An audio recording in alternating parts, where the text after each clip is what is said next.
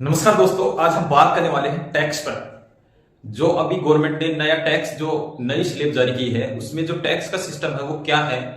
मैं कोई सीए नहीं हूं कि आप अगर आपको डीपली टैक्स के बारे में नॉलेज लेना है तो आप सीए से संपर्क कर सकते हैं, परंतु हमने जो सीए ने जो बताया है या गूगल से हमने रिसर्च किया है उसी के आधार पर हम मोटा मोटा टैक्स का कैलकुलेशन करेंगे कि आम आदमी के और इजी तरीके से समझ में आ सके। तो हम बात कर रहे हैं कि जो टैक्स की न्यू स्लेब जारी की है अभी जो गवर्नमेंट ने, जो 1 अप्रैल 2025 से लागू होने वाला है, तो उसमें कहा है गवर्नमेंट ने सीधे सीधे कहा है कि 12 लाख तक आपको जीरो टैक्स देना है और 12,75,000 पर भी जीरो टैक्स देना है। तो 12,10,000 अगर इनकम आय होती है आपकी तो वहां पर आपको 61,500 का टैक्स देना है। और इधर भी लिख दिया कि 5% टैक्स, 8 से 12 तक 10% टैक्स, 12 से 16 15% टैक्स, और 16 से 20 लाख तक 20%, और 25 से 24 लाख तक 25% टैक्स, और 24 से अधिक होने पर 30% टैक्स। तो ये चीजें क्या है, अगर 12 लाख तक 0% टैक्स है तो फिर ये 5% 10% टैक्स क्या है। तो हम भी बहुत ही इजी तरीके से समझने वाले हैं कि ये टैक्स कैसे कैलकुलेट होने वाला है। तो आप धैर्य पूर्वक पूरा वीडियो देखिए, आसानी से सारी चीजें समझ में आने वाली हैं। तो बात कर रहे हैं हम कि किस प्रकार से हम टैक्स कैलकुलेट करेंगे। अब समझ लेते हैं कि 0 से और 4 लाख के बीच में अगर आपकी आय है तो वहां पर आपको जीरो टैक्स देना, वहां पर तो आपको कुछ भी देना नहीं है, यानी नील है, आपका जो टैक्स लगेगा वो जीरो है एकदम। अगर आपका 4 से और 8 लाख के बीच में है तो 5% जो टैक्स बनेगा, तो ये 5% टैक्स 20,000 का होता है। 20,000 पैसे 4 और 8 के बीच में 4 लाख का अंतर होता है, तो 4 लाख का 5% 20,000 रुपए होता है। ऐसे ही अगर 8 लाख से और 20 लाख के बीच में हम गणना करते हैं तो 4 और 8 की 8 और 12 के बीच में भी 4 का अंतर आता है, और 4 का 10% यानी 4 लाख का 10% 40,000 रुपए होता है।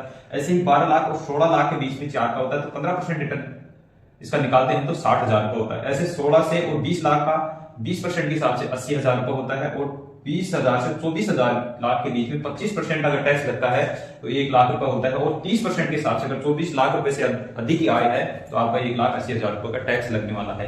परंतु अब 12 लाख पर किस प्रकार से टैक्स लगने वाला है उसकी बात हम करते हैं कि 12 लाख का जो टैक्स हो किस प्रकार से छूट हमें मिल सकती है। अब मान लीजिए हमें 12 लाख की किस प्रकार से जो लाख पर है 12 लाख को जो टैक्स छूट है वो कैसे मिलेगी।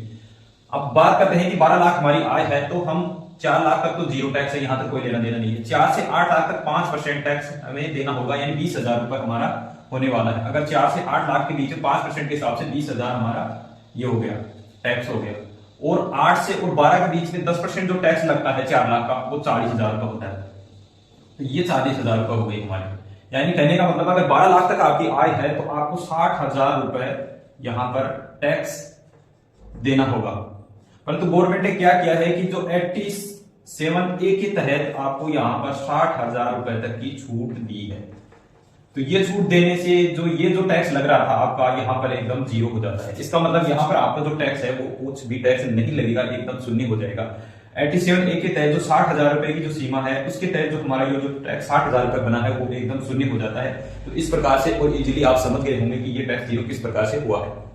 अब बात करते हैं आगे कि जो 75,000 को जो स्टैंडर्ड डिडक्शन है, मान लीजिए अब आपकी आय बढ़कर यहां पर अगर 12 लाख और 75,000 रुपए भी है आपकी आय, जो आय है, जो सैलरी आय है, तो 75,000 रुपए होने पर तो हमें टैक्स देना ही देना पड़ेगा। परंतु गवर्नमेंट ने एक स्कीम और कर रखी है कि 75,000 रुपए जो स्टैंडर्ड डिडक्शन हम बोलते हैं, कहने का मतलब है स्टैंडर्ड डिडक्शन का मतलब होता है कि अगर आपकी जितनी भी आय है 10 लाख 20 लाख 25 लाख 30 लाख, तो उसमें से गवर्नमेंट 75,000 आपका पहले से ही कम करके वो देती है। यानी कि अगर आप 12,75,000 है तो इसमें से जो 75,000 और माइनस हो जाएंगे तो आपका 12 लाख बचा, और 12 लाख पर कोई टैक्स नहीं है, तो ये भी आपका टैक्स फ्री हो जाएगा।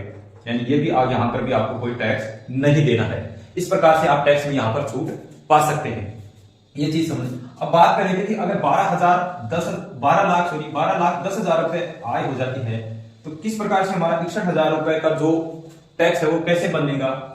मान लीजिए कहने का मतलब है कि एक आदमी की आय है 12 लाख और 85,000 रुपए आय है, परंतु हमें 12 लाख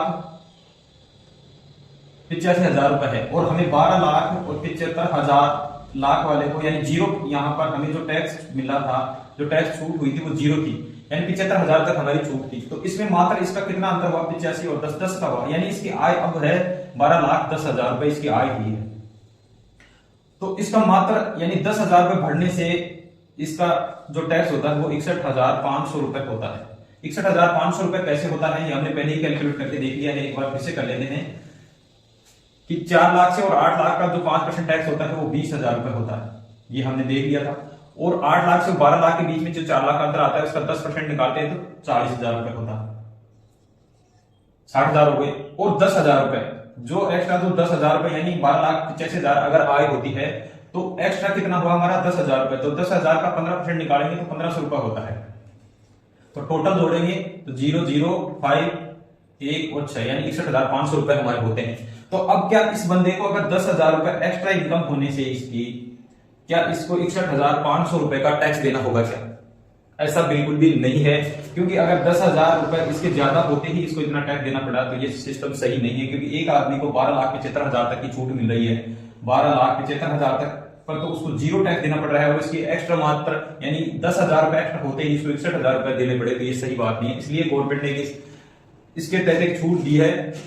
छूट देने पे जो कम होगा यानी इस टैक्स में से और इस टैक्स में से जो कम होगा वो इसको देना होगा। यानी 12,10,000 रुपए इसका कम है तो इसको मात्र यहां पर 10,000 रुपए ही टैक्स देना होगा, और प्लस 4% जो शेष है या उपकर जो टैक्स पर जो शेष बोलते हैं उसका 4% और इसमें जुड़कर और 10,000 प्लस 4% शेष के रूप में वहां पर टैक्स उसको देना होगा। इस प्रकार से उसको टैक्स यहां पर देना पड़ेगा। ये सिंपल और इजी तरीके से हमने समझने की कोशिश की है टैक्स को।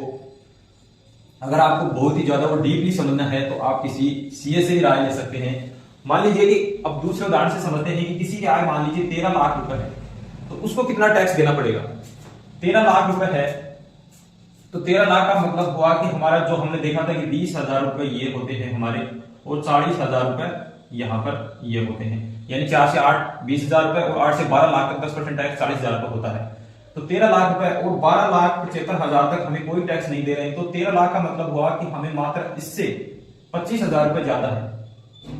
अगर हम 13 लाख में से माइनस करते हैं, 13 लाख में से माइनस करते हैं तो 25,000 रुपए हमारा एक्स्ट्रा आता है। तो 25,000 यानी अब हम इस स्लेब में आ गए, कौन सी में? 12 लाख से और 16 लाख वाली स्लेब में आ गए। 15% हम यहां पर कैलकुलेट करेंगे 25,000 का। अगर 25,000 का 15% हम कैलकुलेट करते हैं तो 3750 रुपए के समथिंग हमारा यहां पर आता है। 3750 अगर हम 15% यहां पर निकालते हैं तो इसका 3750 रुपए यहां पर होता है। ये तो कहने का मतलब है कि 60,000 ये हो गए, 37,000 ये हो गए। अगर हम टोटल यहां पर देखते हैं, टोटल पैसा अगर हम देखें यहां पर इसका कि 25,000 का 15% निकालने पर 3750 रुपए होता है। 3750